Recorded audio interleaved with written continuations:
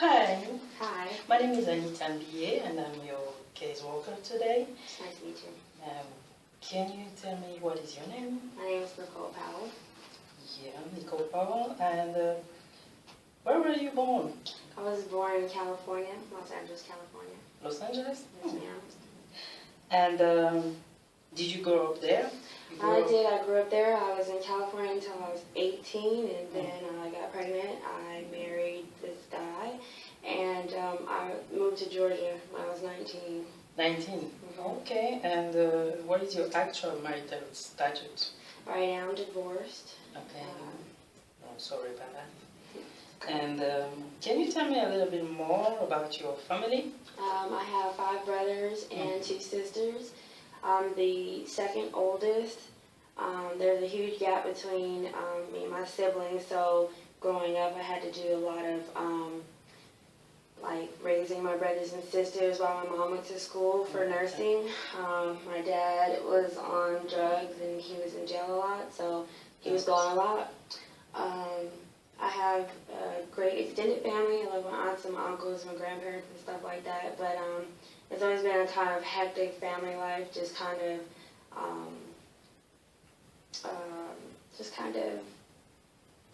going through things. Okay. You know? Okay, I understand that. I'm sorry to hear that your father was a drug addict. So what you are saying to me that because your father was a drug addict and your mother was busy working, you had to take care of your sibling. Yeah, because my dad wasn't there, I had to I always help my mom out. I always felt like she had no one else to depend on besides me.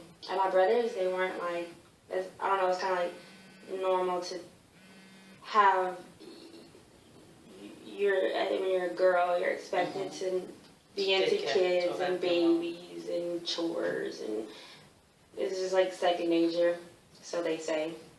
Okay. Probably it's a second nature. I understand that. And can you tell me a little bit more about your relationship with your mother? My relationship with my mother when I was younger was not good. It was like, I don't know, with the exception of me helping, I guess I had a bad attitude. I think it might have just been from being a teen. But now I talk to my mom almost every day unless I have a lot of schoolwork. And sometimes, well, she lives in California now, and since I'm here in Georgia, we talk sometimes for about 3-4 hours. It's really hard to stop talking to her, and sometimes I feel like I'm burdened with all of her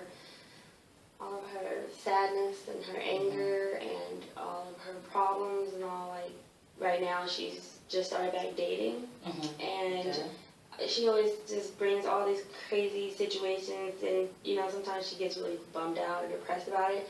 And I keep trying to tell her, like, I think you're going through menopause, but she doesn't want to believe me. So, sometimes it's hard to but tell. I love her, and we have a good relationship, I think. Okay, that's great to have. And what is your relationship with your father, actually? I haven't spoken to my father in about 2 years. Our relationship is very sporadic. I barely, I don't know, I just never really dealt with him too much. At about the age of 12 years old, I kind of said I didn't want anything to do with my dad anymore because he treated me better than my brothers.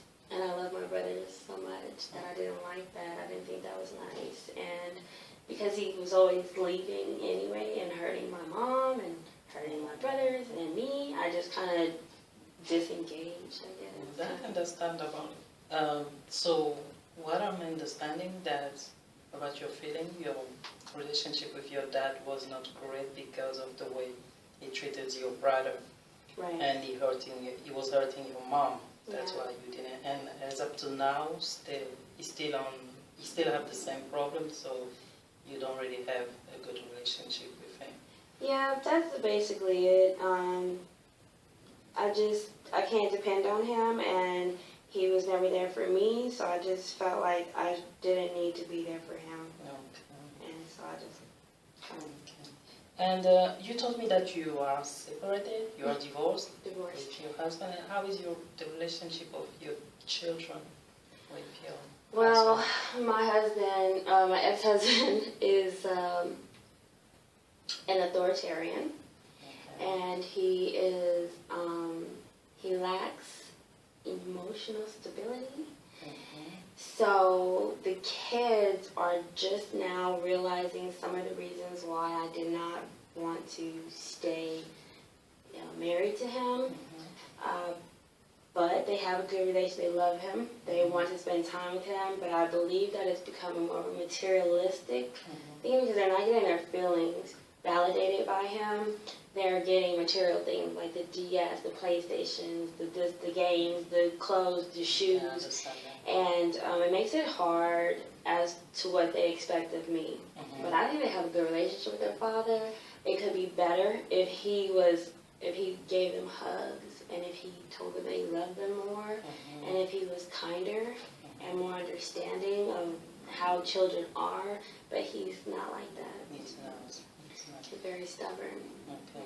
Okay. I'm sorry to hear that. But do you feel that after long? Let me rephrase it. How did you feel that growing up without the father? Growing up with a father, Your feeling? I felt that I felt okay because so many other people didn't have fathers as well. And I felt that I would not let it define me as a person. A lot of people would get into bad relationships, make bad choices, or use drugs, or do things like that because they didn't have a father, or because they were lacking love, and I just didn't like those stereotypes. I didn't ever want to be a stereotype because of who my dad was, so I just used it as a power tool to make me a stronger person, to say that everything that I accomplished, I did it without the father, and that I'm still going to be successful. I'm going to still be great without him. That I didn't want him. That I didn't want not having a father to make or break me. But just recently, I actually broke down crying when a friend of mine's nephew got a car from his grandfather for his 18th birthday and graduating school, because I realized that I could never ask my dad for help, and I could never. If I needed help and I wanted to get my daughter a car, I could never ask my dad for that. My kids will never know that. My kids don't even know their grandfather. It's an empty part of my life. And if I needed help with rent, or if I needed someone to protect my honor, I just don't have that. So as a child growing up, first it hurt, then I dealt with it, then it was okay, then he was like a distant memory, and then as I grew up, this was just like a year ago, I kind of started to feel like, oh, it would be nice to have a dad. Nice. But the reason why I feel that way now is because I know a couple people that have really good dads, and I just see the difference in how they are, their relationship. It's just, so it's a little frustrating, but it's too late now. I'm grown. I don't worry about it really much. You don't? No, not really. Okay, I'm sorry to hear that that's the way you feel, and I kind of understand that since what everything you have been through. But I'm glad that you use the lack of your father affection as a strength, and you are very resilient. Yeah. But now I will go back to your children. Don't you feel like they're gonna feel the same way with the lack of their father? I don't think that they're going to feel the same way because their father is financially present. Okay. Because he pays child support, he helps them have the kind of life that he wants them to have. Also, I always stress to my children to call their father and talk to him, and he's around. It's like they know why he's gone. They know where he lives. They know they can pick up that phone and call him. They know they can ask me to take them down there. They can ask him to come pick them up. So I don't think that it'll be the same because their father is employed. Okay. He's not on drugs. He's able to be their father. He may be a disciplinarian, but he's still there. Their father. Yeah. So you think that the relationship they have with their father is completely different? I do. Okay. Yeah, I do. I think that a father, even if he's not in their lives, if he's not there every day, it's still a difference than just being gone for years at a time versus, maybe, they get the weekends with him. They spend Christmas, spring break, summer vacation with their dad. So That's great. Yeah, I don't think it'll be the same. I think there is, they feel the hurt about it. They want us to be together. Yes.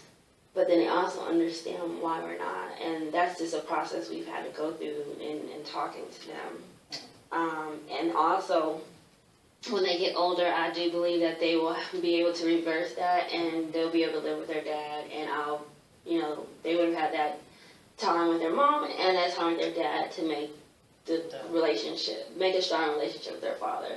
But he's just not ready to deal with them as very young people and not adolescents, but as a teen. I think that his disciplinary, authoritarian tactics will be just what they need to stay on point. As mothers, we're just those loving, touchy-feely kind of people, and sometimes they need that, hey, you don't do that, and that's what their father will bring to the table. So that's kind of the plan I have in my head for them. Okay, I'm glad to understand, to hear you saying that you think the relationship with the father is great, but I'm trying to find out what is your goal for your relationship now. Can we make a plan, or how do you feel about your relationship with your father? Can we think about something? My father, if he called me and he talked to me, I'll speak to him. I'm not going out of my way to talk to my father. My kids, if I had a better car and a little bit more free time, I would like to take them up to their dad's house every weekend, every other weekend. But then again, his schedule has to allow for that. And right now he's in the military and he's a drill sergeant. So he says he doesn't have a lot of time. A goal for my kids, I would like to be able to split my time between my kids. I have 3 kids, and I have a girl, a boy, a girl. And the little girl is my niece. And I would like to be able to say maybe one day I spend with my daughter, one day I spend with my son, and I really get to talk to them, really get to fill them up with all that mommy time that they need. Exactly. And but I can't do that because I can't take one and leave the other because I don't have any childcare. So I guess childcare would be a big thing. Something we can think about. Right? Yeah. If I had childcare, I think that it would alleviate so much stress and frustration, and I just could breathe a little bit easier. Yeah. But I can't afford it, so. So what we could think about for our intervention, we're gonna think about making how we can help you get childcare so you can spend more time with your kids. Is that okay with you? Yeah, that'd be great. That'd be an answer to a couple of prayers. So that's what we're gonna try to work on, and think if we can see what we can do to get you a childcare so you can spend more time with your kids. Great. So as of today, I think I have enough information. I will just give you some paperwork to fill out over there so we can think about getting you some benefit for the childcare for your kid, and then I will be seeing you later again so we can think about other goals we can set up. Okay, so we just need to do some paperwork and then I can go. Yes. And we'll just meet again. Exactly. Okay. We'll meet again. All right, thank you so much for your help. I think that I'm excited to, I'll be really happy when I'm happy now. Okay. But I'm glad you're happy.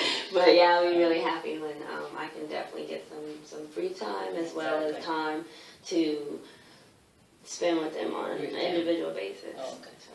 And thank you very much for coming to see me, and I will see you again. Okay, so, thank you.